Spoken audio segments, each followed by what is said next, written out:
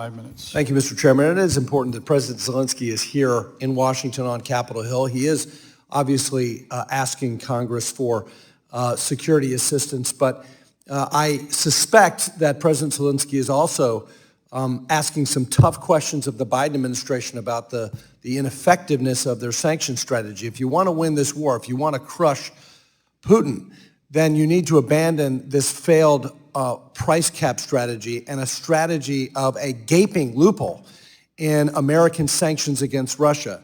Let's explore that for a minute, Mr. Billingsley. So let's talk about the Biden administration's oil price cap strategy. Our previous witness just defended, but it's failed.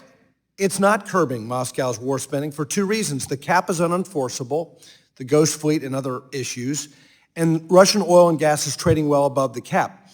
Oil and gas revenues to Russia in October more than doubled from September and rose by more than a quarter from the same month last year. Russian oil and gas revenues for October exceeded 1.5 trillion rubles, or over $17 billion. Mr. Billingsley, it is true that the Biden administration imposed sanctions on Russian banks at the outset of the further invasion back in 2022. The problem is there's a gaping loophole, and it's called license number 8, and it was reissued in October of this year. It permits U.S. persons to engage in any transaction with sanctioned Russian financial institutions if the transaction involves Russian energy. That's the whole ball of wax. You can sanction Russian banks, but if they're allowed, if U.S. financial firms are allowed to process energy-related transactions, how is that curbing the financing that Putin actually needs to fund this war? Congressman, it's not. The oil price cap is performative art. It was implemented because the Biden administration felt pressure to do something on Russian energy exports, and so they came up with this concept of the price cap, which most of us said is completely unenforceable.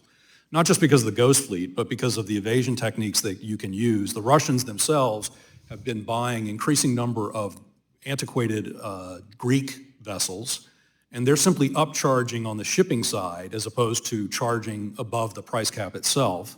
Or there are trade-based money laundering schemes in effect which have separate contracts being let for other commodities to be routed through China into Russia. But if we wanted to have effective sanctions on Russia, we have to do two things, neither of which the administration has yet done sufficiently. The first is complete sanctions on the financial sector. The Biden administration has only sanctioned, albeit a large number of Russian banks, but by no means all of the Russian banks are under U.S. sanctions. And when you're in a state-controlled economy, it becomes a Ponzi scheme where they simply move and flow the finances through those financial institutions that are unsanctioned. Should we remove the general license? You should. Okay. Absolutely. And we've asked Wally Adeyemo and Secretary Yellen to do this. They say that they're being tough on Russia, but they're not, because they're not removing the general license on all energy transactions. All one has, it's a very simple one-page general license that simply says, yeah, we imposed all these sanctions on these Russian banks, but it doesn't count as long as it's energy trade. So they're signaling to the world, it's fine to transact with these sanctioned Russian banks as long as it's under the auspices of buying Russian oil. So the cap, so Russian oil and gas is trading above the oil cap, and the Biden administration is still allowing U.S. firms to process energy-related transactions that is funding this war. In October, Russia pulled in $11.3 billion in oil revenue, which is more than it did at any month during the year prior to its further attack on Ukraine. Let's talk about this India issue. Yes, India is a large purchaser of Russian. That's how Russia is circumventing sanctions. Also, exports to China.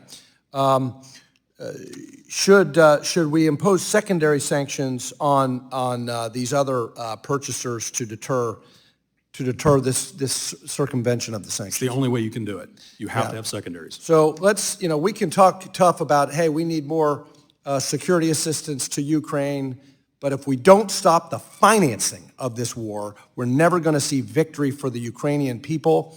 We want to help Ukraine.